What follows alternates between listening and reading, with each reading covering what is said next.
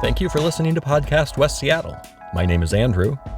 On this episode of the podcast, we step inside the KBM Commissary Kitchen on Delridge to find out where some of the city's best food truck magic happens. Probably because every pizza we made or I made it if I was making it for my mom. We also hear about some upcoming live music in West Seattle. Marco DiCavallo and his incredibly talented friends playing for us. All of this and more is next on Podcast West Seattle. As I record this, it is Tuesday, July 6th. While nowhere near last week's record-setting temperatures, we are still warmer than usual in Seattle this week, with highs in the mid-80s most days, a little cooler midweek, and still no rain in the foreseeable future. Now let's take a look at some West Seattle headlines. The West Seattle blog reported on Monday morning that several small brush fires were being reported around West Seattle, including one in Lincoln Park, which were presumably fireworks-related. Definitely fireworks-related is the massive amount of debris from used fireworks that the neighborhood woke up to Monday morning. Several impromptu neighborhood cleanup efforts were and are underway.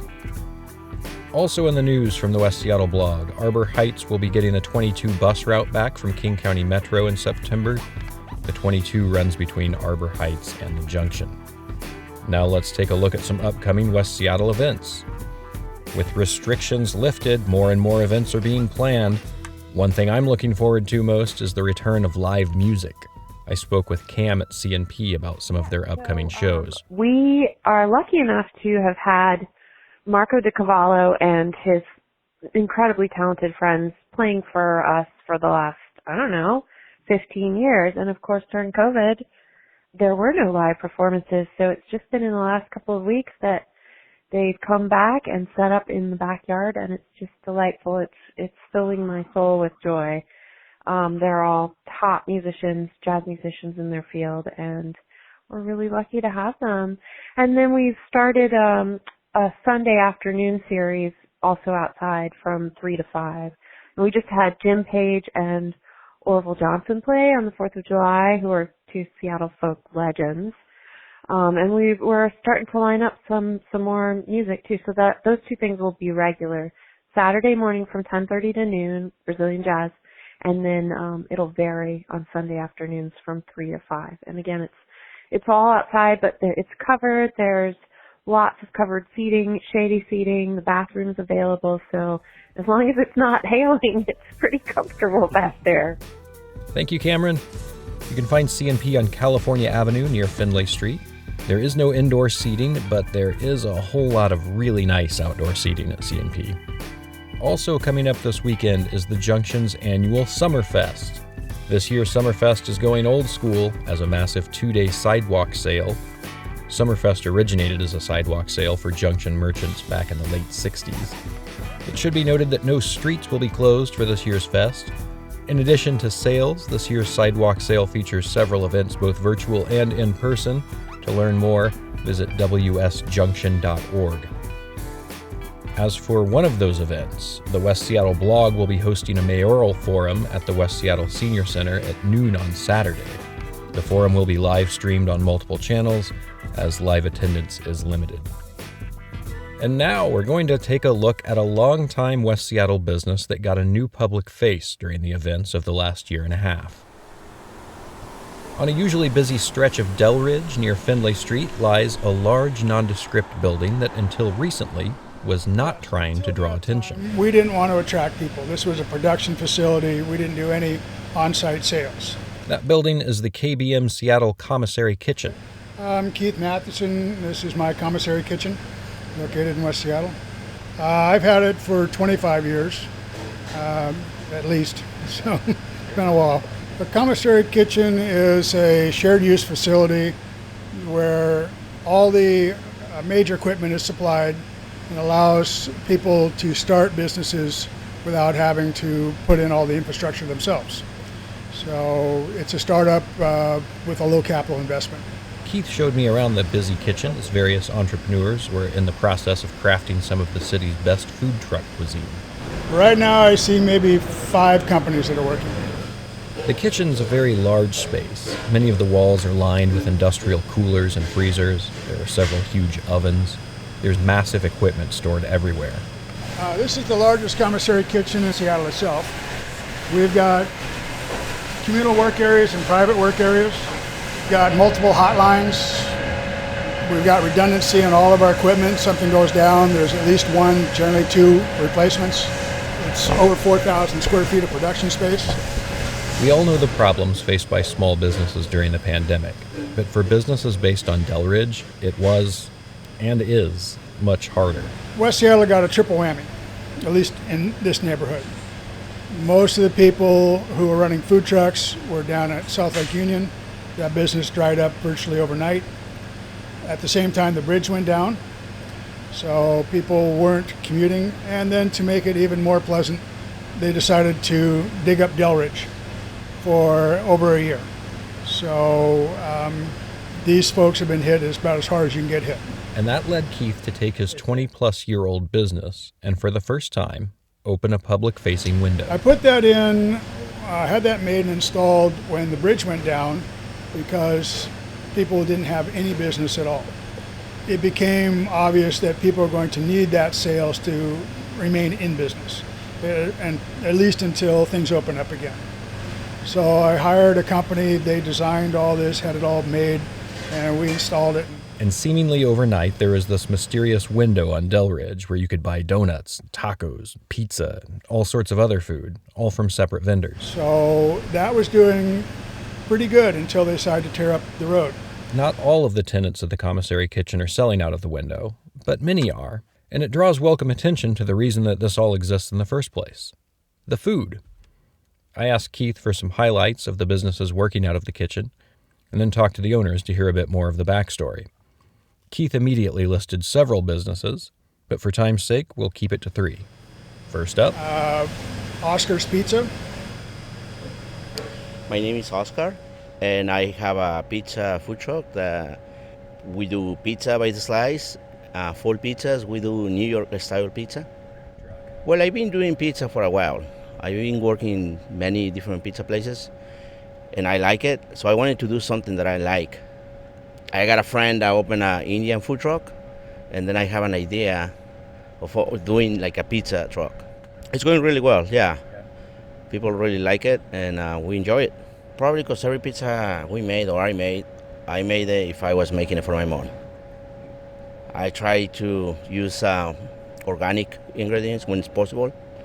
Try to use one of the best cheeses. Yeah, we try to use the best product. And I think just because the fact that I like what I do, it reflects on the pizza. We have a special pizza this month. This pizza is of this month is mozzarella cheese, red sauce, prosciutto, red onion, and fresh arugula. The best place is to go on Facebook or Instagram. Look for Oscar's Pizza. We post a weekly schedule every Monday with our different locations, and people can place an order through Facebook, messaging, Instagram, or just there's a phone number there. We want to open a second food truck.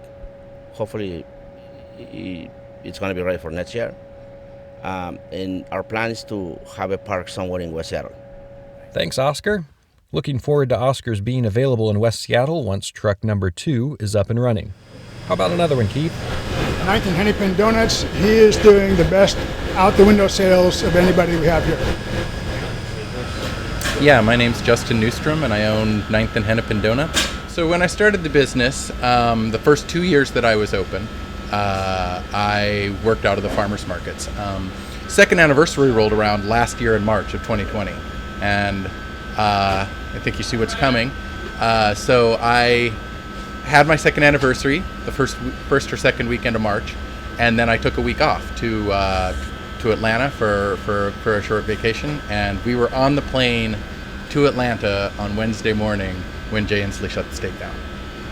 And so the entire time I'm gone, I'm like, there's no more farmers markets. I don't even know if I have a business to come back to. You made some decisions and announced on my social media that I'm going to operate out of my West Seattle kitchen because we're just going to do takeout. We're going to try this for a couple months, see how it goes, maybe then start doing pop-ups. The day that I announced, 2 hours later, they announced the West Seattle Bridge was closed. And I was like, okay, now all my customers are completely cut off. You know, the West Seattle community found me very quickly, even in the middle of a pandemic.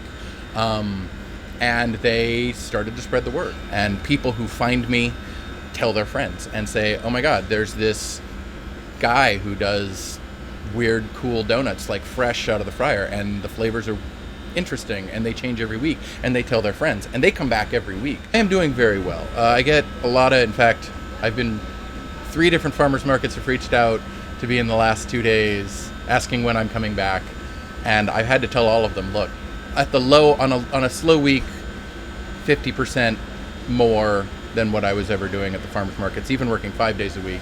On a busy week, more like 100% more, so I'm doing twice as much sales. I don't do advertising, but I do use Facebook, I do use Instagram, and so I can make the menu earlier in the day, finish it, get it all set up, and then everything, both my website, my Instagram, my Facebook, everything gets updated at the same time. Wednesday night at 6 o'clock. Thank you, Justin. 9th and Hennepin Donuts is definitely what I've bought the most of from the Commissary Kitchen window. How about one more? Tijuana Tacos, they're doing really well. They used to sell out the window, but when Delridge got torn up, now they are so busy with their food truck that they can't get enough staff right now to open to sell out the window. My name is Monica Rodriguez, and my business is Tijuana Tacos.